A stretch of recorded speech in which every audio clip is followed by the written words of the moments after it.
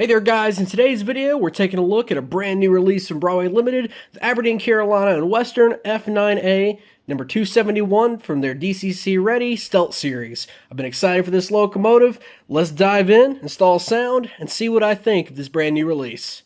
Alright, let's get started. But before we get too far along in the video, I just want to pause real quick and say timestamps are included so you can jump around to the section that interests you the most. We're going to try to cover quite a few bases in here.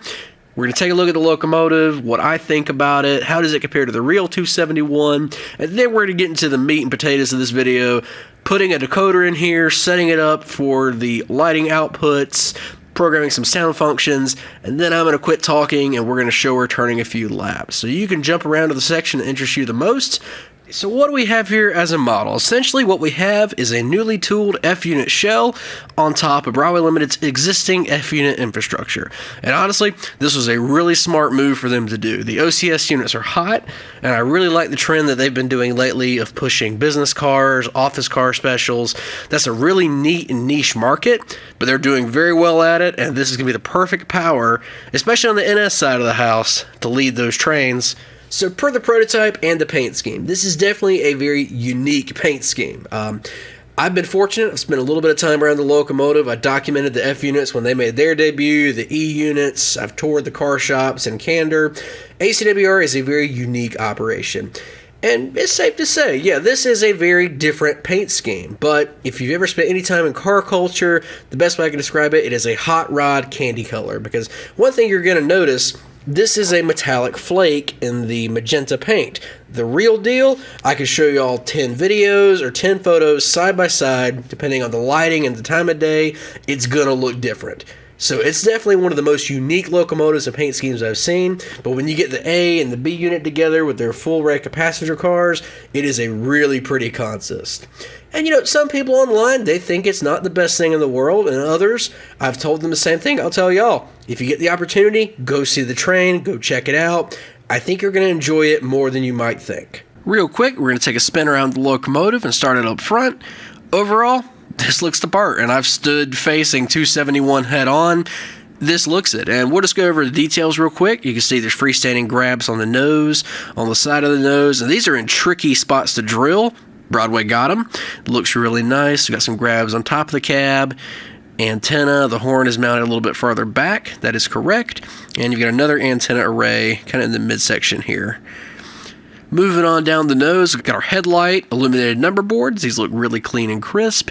And most importantly, the herald looks really nice. You can very easily see Aberdeen, Carolina Western, the Carolina route.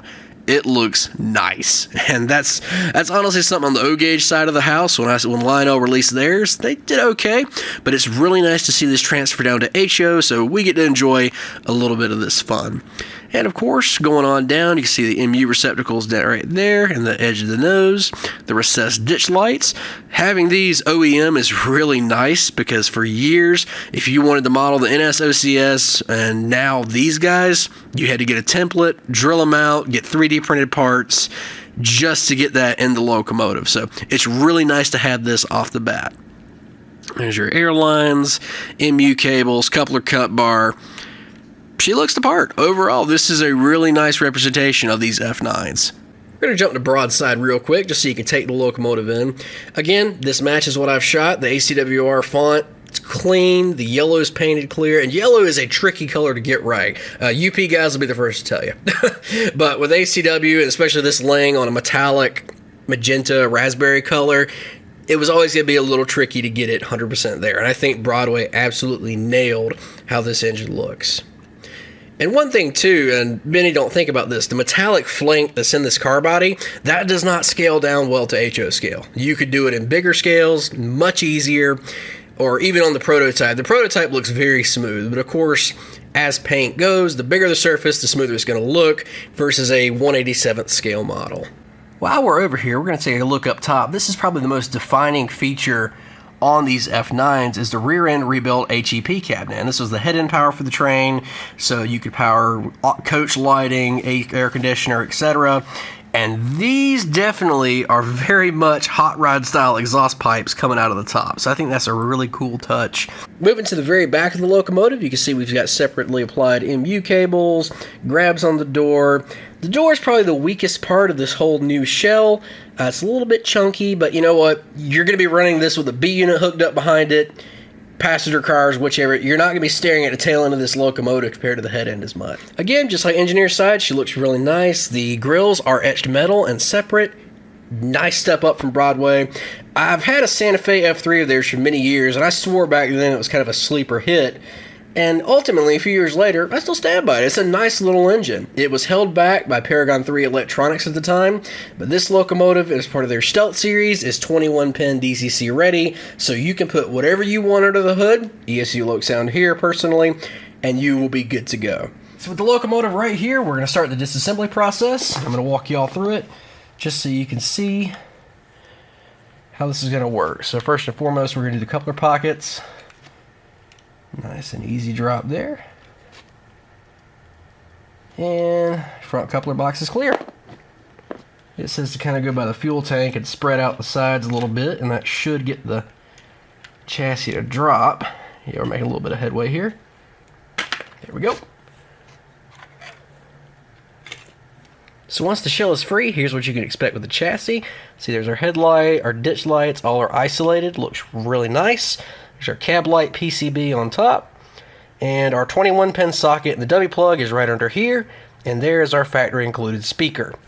And if you don't like the speaker that's included, no worries. In fact, just judging by that spacing, I'm fairly sure you could fit an ESU passive radiator speaker, or you can get a scale sound system speaker of your choice and bolt it into the OEM enclosure space. So to get the dummy plug loose, we're just going to take our tweezers and gently kind of wedge the plug out. Biggest thing here is to take your time. Don't go too crazy so you don't bend a pin. And voila, the dummy plug is free. With both sets of tape peeled back, we'll take our 21 pin, press it into place, and that's it. I'm going to reseat the pieces of tape for our wire management, and this locomotive is essentially right now DCC and sound equipped. For remounting the shell, you see there's tabs on each side of the chassis. We're just going to gently press it down until we hear it click. There we go. We're all set. So all we have to do now is reinstall the coupler boxes and the screws, and we're good to go. And that just shows you guys how quickly you can have this locomotive upgraded to DCC and sound.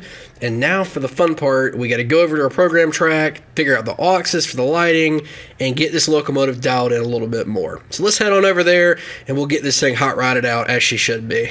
So real quick before we dive into sounds, here's what you're going to need to know for mapping your lights and your aux outputs, and you'll have to do this whether you go ESU, Soundtracks, or any other branded decoder. Aux 2 is going to be your cab light. Aux 3 and 4 are your front ditch lights, and they oscillate on the ACW and the NS units. And Aux 6 is going to be your number boards.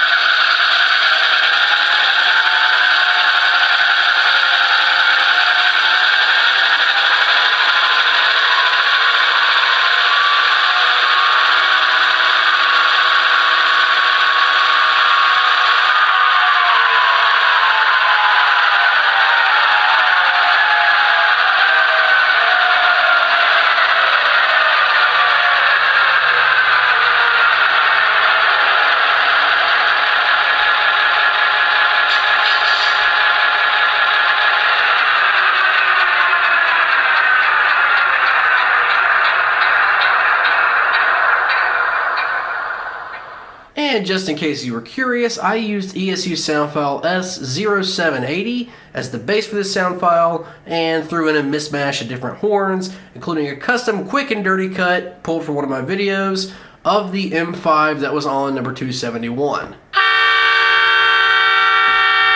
It does sound a little bit Canadian, but that's how the real horn sounded. I was told it was a Southern Railway M5 that just did not have enough air going to it, so it did sound quite a bit off.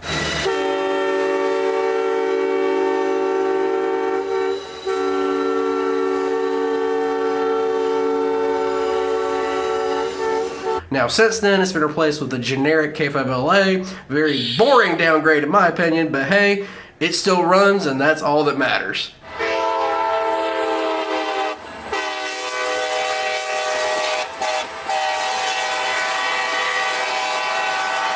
All in all, I really like how this locomotive turned out. The install was quick and painless.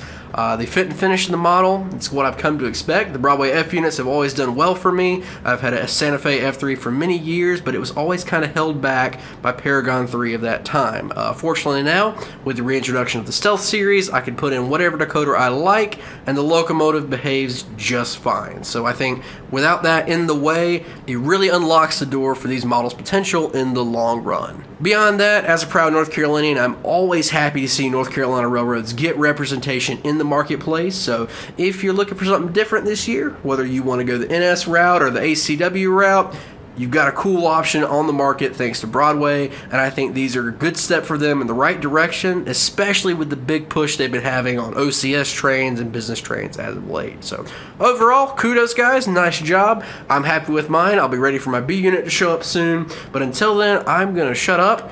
We're going to let the locomotive do a little bit of running with a few passenger cars. Unfortunately, like I said, ACW passenger cars do not exist yet, but hopefully one day we can fill that void. But in the meantime, we're just going to cut it loose for a few laps. Y'all get to hear it run. Thank you for watching. Hope you guys enjoyed. We will see you next time.